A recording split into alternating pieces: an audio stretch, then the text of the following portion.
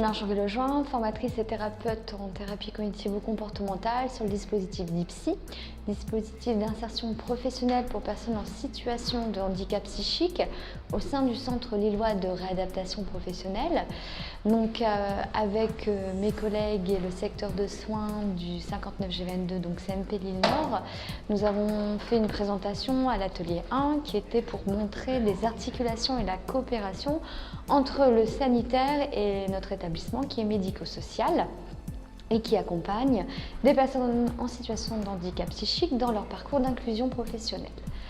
Donc ce qu'on a pu montrer, ce qu'on peut retenir de cette intervention, c'est qu'il est important d'avoir un lien permanent avec le secteur de soins, notamment pour la personne, puisqu'on a un de nos anciens stagiaires qui est venu pour témoigner, qui a bien précisé que c'est important le lien CMP, CLRP et lui, notamment sur des moments de difficulté, des moments de moins bien le concernant.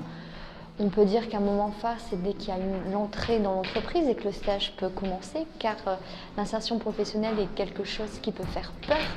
Entrer en entreprise amène à des angoisses, ça amène à un changement. Donc tout ça, nous, en tant que CLRP, on peut accompagner la personne, mais on a surtout besoin du renfort du secteur de soins à ce moment-là.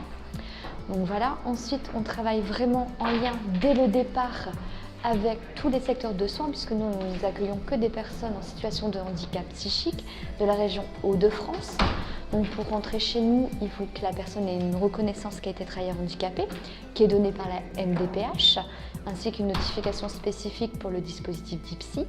Et surtout, il faut qu'elle ait un suivi psychiatrique au sein d'un CMP ou auprès d'un psychiatre libéral. Car avant de rentrer sur chaque phase de notre dispositif, on demande l'avis du secteur de soins afin de savoir si c'est le bon moment ou pas pour la personne, pour l'accompagner sur son parcours d'inclusion professionnelle. Donc, dès le départ, le secteur de soins est présent. Sur la première phase qu'on peut nommer la phase d'observation, elle dure 6 semaines. On accueille un groupe de 12 personnes et là, on évalue si la personne est prête ou pas à engager des démarches d'insertion professionnelle. Donc on évalue les incidences de la situation de handicap psychique sur une éventuelle insertion. Et donc pour ce faire, en fait, on a besoin du secteur de soins, puisque le secteur de soins va accompagner le stagiaire dans les changements sur 6 semaines. Et surtout, il vient notre bilan final en équipe.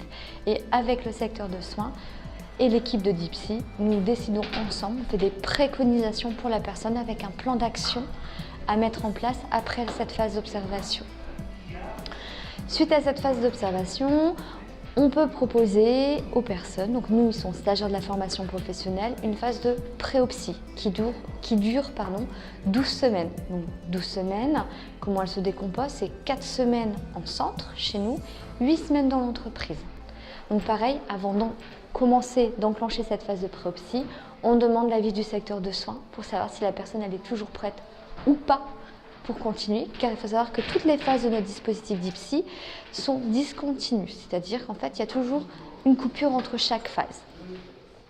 Donc dès la phase de préopsie, donc les 4 semaines en centre, c'est avec nous, où on fait des ateliers de réhabilitation, de dynamique professionnelle. Le stagiaire ne trouve pas le stage, c'est notre collègue chargé d'inclusion professionnelle qui trouve le stage.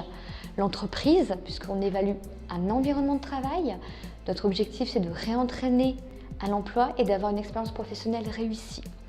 Et à partir du moment où le stage débute, le secteur de soins est tout de suite informé, car ça amène du stress, ça amène de l'angoisse, de la fatigabilité et à nouveau un changement de rythme.